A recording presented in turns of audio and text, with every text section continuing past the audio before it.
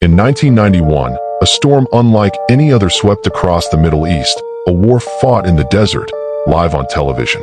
Welcome to Operation Desert Storm. Don't forget to like, share, and subscribe for more untold stories of history.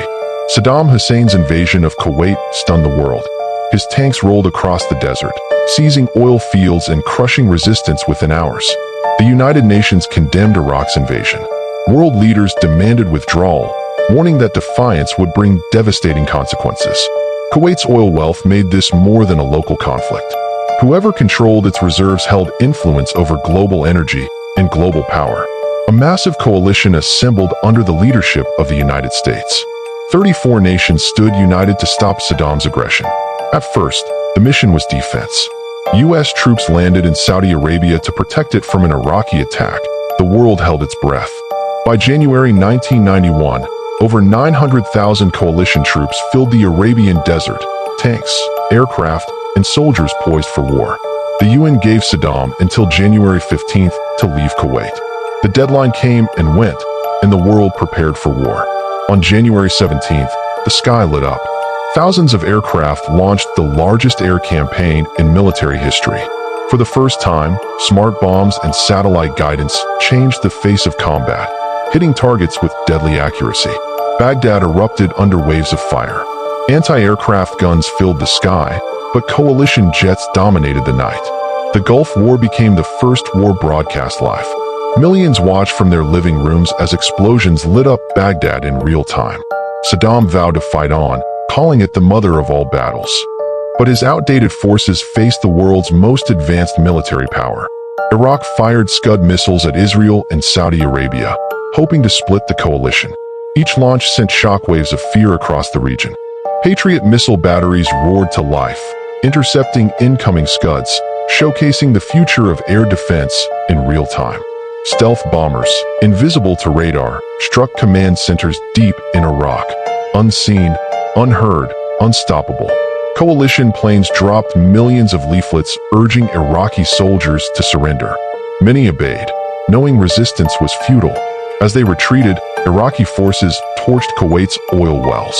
The skies turned black. The desert became a sea of fire. After weeks of relentless airstrikes, the ground invasion began on February 24th. Tanks thundered forward across the sand. U.S. forces executed a bold flanking attack, the left hook, cutting off Iraq's elite units before they could react. The coalition advanced with astonishing speed. Iraqi defenses crumbled under overwhelming firepower and precision tactics. Fleeing Iraqi troops were bombed along the highway to Basra, a haunting scene of destruction that shocked the world. After just 100 hours of ground combat, coalition forces liberated Kuwait. Its flag rose again over the ruins. On February 28, 1991, the guns fell silent. The war that began in the skies had ended in the sands of victory. The coalition had succeeded. Iraq was driven out of Kuwait. Yet Saddam Hussein remained in power, defiant and unbroken. Fewer than 300 coalition soldiers died. But for Iraq, the losses were catastrophic. Tens of thousands killed or captured. Behind the quick victory were civilian tragedies, destroyed cities, burning homes, and lives torn apart by modern warfare. Kuwait was left in ruins, its skies choked with smoke. The oil fires would burn for months, a lasting scar on the desert. Saddam's regime held on. Inside Iraq, uprisings erupted and were crushed brutally by his Republican Guard. The UN imposed strict sanctions on Iraq, cutting it off from trade. Poverty and famine soon spread among civilians. Desert Storm revealed a new era: precision bombs, satellite maps, stealth jets, and 24-hour surveillance ruled the battlefield. It was a war fought with computers, data, and real-time intelligence, the first truly digital conflict. For the first time, thousands of women served near the front lines, proving their skill and strength in the desert war. Many soldiers returned home with memories of heat, fear, and endless sand, haunted by the sounds of war in the night. Victorious troops returned to parades and celebration. America embraced its heroes, proud but weary of war. CNN's live coverage changed history. Operation Desert Storm became the world's first real-time, televised war. Though Iraq was defeated, Saddam remained. Some argued the war ended too soon, leaving unfinished business behind. In the shadows of victory, new tensions grew.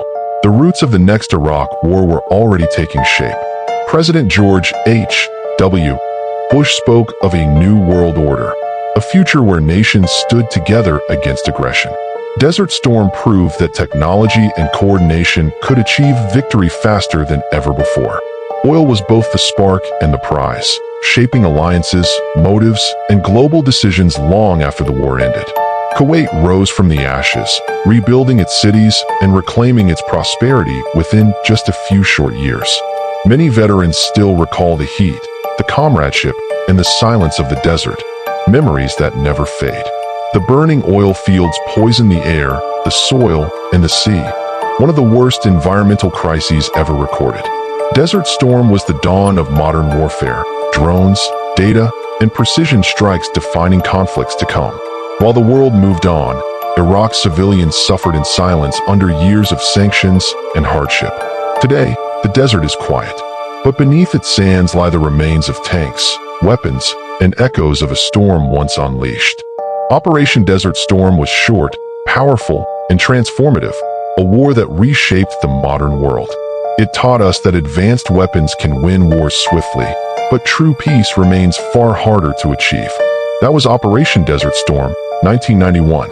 If you enjoyed this journey through history, remember to like, share, and subscribe for more captivating stories from the past.